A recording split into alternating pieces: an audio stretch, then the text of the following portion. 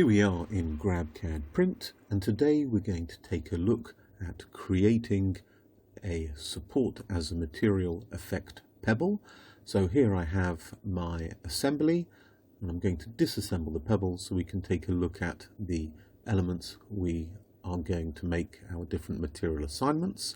First, we have the element we're going to assign support to on the left hand side, and then we have the various other bodies in our assembly that we will make the various other material assignments to.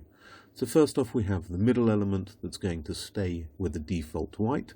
The next element, we're going to go to model settings, and we can choose our VeroBlack plus material, and then this text element is also going to have the same material assignment. So I can right click on the body and go copy properties, right click on the text body and go paste properties, and that will automatically assign that material. So the last thing now here with the material assignments to do is to click on this body, and I can assign support as a material directly to it, and that's going to take the loaded support that we have in the printer. We can go off and reassemble that model. Finally, we can ensure that we have the correct surface finish applied.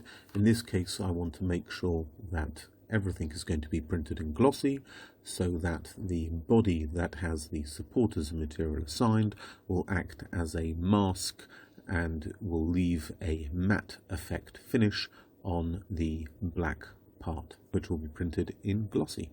And now we're ready to send that part to print.